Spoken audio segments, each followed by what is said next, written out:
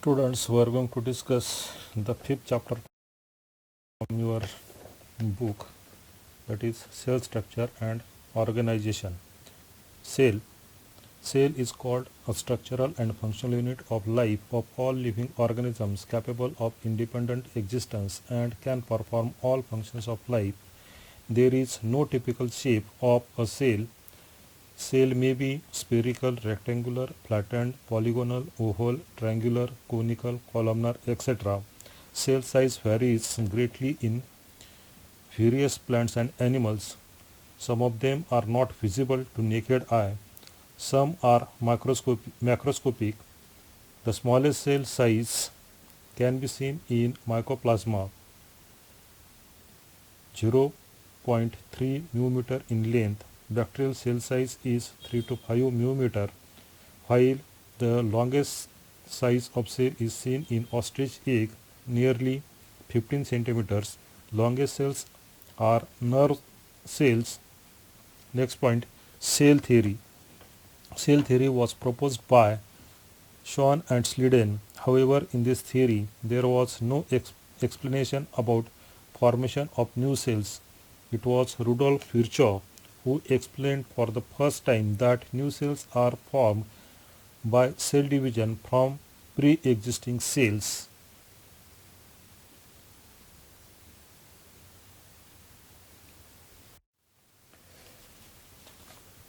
In later years, advanced research in cytology led to modification in cell theory, which is now known as modern cell theory.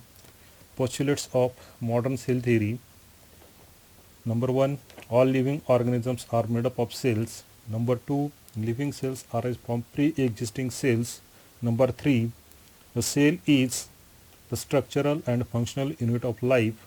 Number 4, the total activities of cells are responsible for activity of an organism. Number 5, cells show transformation of energy. And number 6, cells contain nucleic acids, DNA and RNA in the nucleus and cytoplasm. Next point is totipotency. It is the capacity or the potential of living nucleated cell to differentiate and divide to form any other type of cell and thereby a complete new organism. A cell is totipotent because it has the entire genetic information of the organism in its nucleus. Embryonic animal cells are totipotent and termed as stem cells. Stem cells have great medical applications, including cure for diseases. Next point, that is kind of cells. Living organisms are grouped into two main categories, the prokaryotes and eukaryotes. The prokaryotes have simple cellular organization, while eukaryotes exhibit high degree of organization. Next point, prokaryotic cells. The cell in prokaryotes show following main features. It has chemically complex protective cell envelope. However, it does not have well-defined nucleus and other membrane-bound cell organelles. Cell envelope is three-layered structure with outer glycocalyx, middle cell wall, and inner plasma membrane. Glycocalyx is present as either slime layer or capsule. Bacteria are better observed when stained. The most followed staining method is gram staining, developed by Danish bacteriologist Hans Christian Gram. The cell wall is made of peptidoglycan and murine. It gives mechanical strength to the cell. Cell membrane is phospholipid bilayer. All these structures give protection to the cell and also help in intercellular transport. In motile bacteria, either cilia or flagella are found. Both are driven by rotatory movement produced by basal body.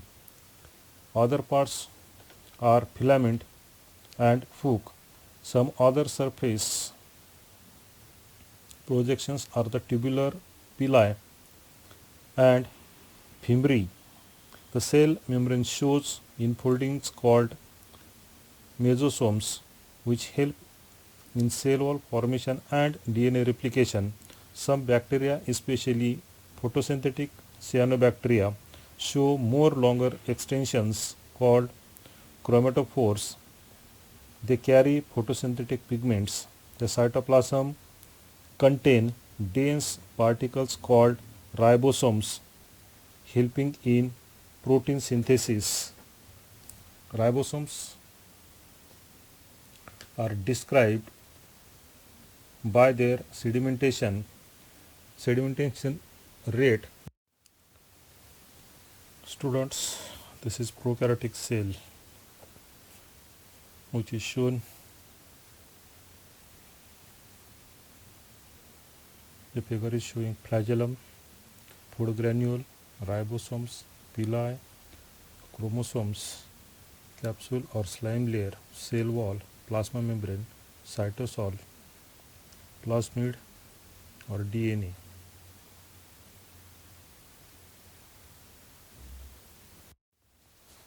Next point is eukaryotic cells.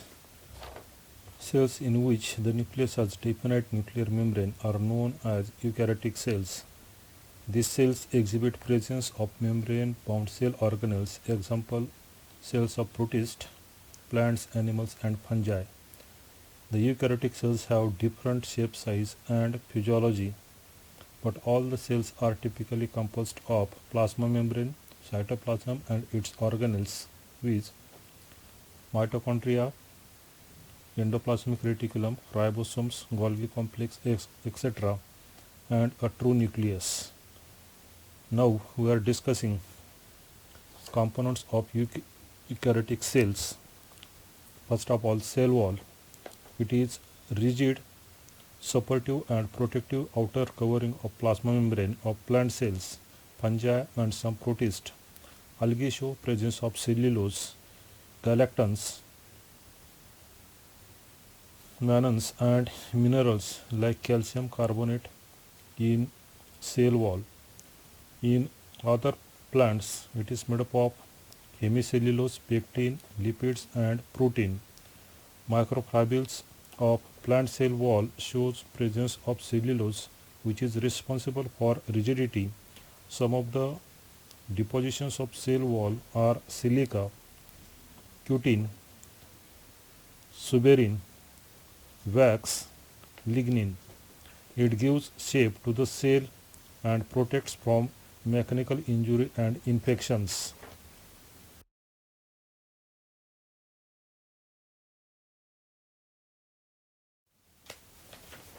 This is the figure of plant cell which is showing cell wall, cell membrane, Golgi apparatus, chloroplast, vacuole membrane, rapid crystal, Druce crystal, mitochondrion, cytoplasm, Golgi vesicles, ribosomes, smooth endoplasmic reticulum, nucleolus, that is showing the nucleolus, rough endoplasmic reticulum, large central vacuole, etc. This is animal cell which is showing mitochondria, Golgi apparatus, nucleolus, nucleus in the nucleus, centriole, microtubules, cytoplasm, ribosomes, cell membrane, smooth endoplasmic reticulum, rough endoplasmic reticulum, Golgi vesicles, lysosomes, etc. In plant cells, cell wall shows middle lamella, primary wall and secondary wall. Middle lamella, it is thin and lies between the adjacent cells. It is the first structure formed from cell plate during cytokinesis. It is mainly made up of pectin, calcium and magnesium pectate. Softening of ripe fruits is due to solubilization of pectin. primary wall. In young plant cells, it is capable of growth. It is laid inside to middle lamella. It is the only wall seen in meristematic tissue, mesophyll, pith, etc. Secondary wall. It is present inner to primary wall. Once the growth of primary wall stops, secondary wall is laid. At some places, thickening is absent, which leads to formation of pits. Plasmodesmata are cytoplasmic bridges between neighboring cells. It shows pores between walls and middle lamella. This is the figure of cell wall plant cell, which is showing pectin, cellulose microfibril, hemicellulose, protein in plasma membrane, middle lamella, primary wall, lipid bilayer of plasma membrane, etc. Next point, cell membrane or plasma membrane or biomembranes. It is thin ossified structure present both extracellularly and intracellularly. Extracellularly, it is present around protoplast, and intracellularly, it is present around most of the cell organelles in eukaryotic cell. It separates cell organelles from cytosol. Thickness of biomembrane is about 75 angstrom unit. Under electron microscope, cell membrane appears trilaminar. It shows presence of lipids arranged in bilayer. Lipids possess one head and two hydrophobic non-polar tails. So phospholipids are amphipathic. Lipid molecules are arranged in two layers in such a way that their tails are sandwiched in between heads. Due to this, tails never come in direct contact with aqueous surrounding. Cell membrane also shows presence of proteins and carbohydrates. Ratio of proteins and lipids varies in different cells. For example, in human beings, RBCs show approximately 52% protein and 40% lipids. Fluid mosaic model. It is most accepted model of cell membrane. It was proposed by Singer and Nicholson in 1972. According to this model, it is made up of phospholipid, bilayer and proteins. Proteins are like icebergs in the sea of lipids. Proteins can change their position. Some proteins are intrinsic, that is, occur at different depths of bilayer. They span the entire thickness of membrane, so they are called transmembrane proteins. They form channels for passage of water.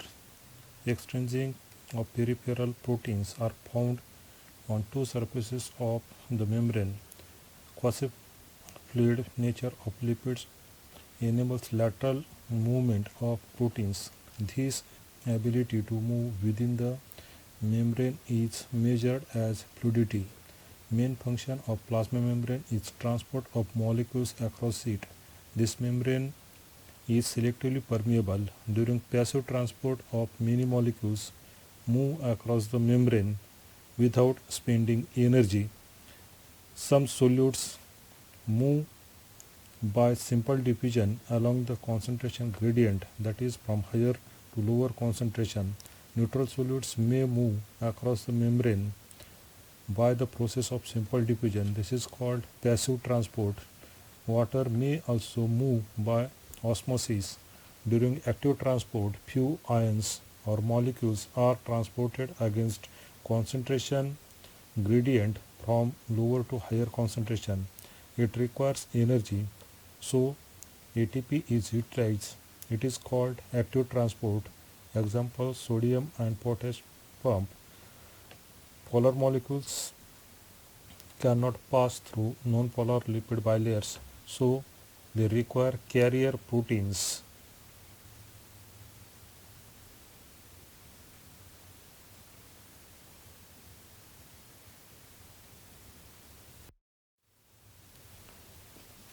This is the figure of fluid mosaic model in which there is a glycoprotein which is shown, phospholipid bilayer, glycolipid, protein channel, cholesterol, cytoskeletal filament, integral membrane proteins, peripheral protein, etc.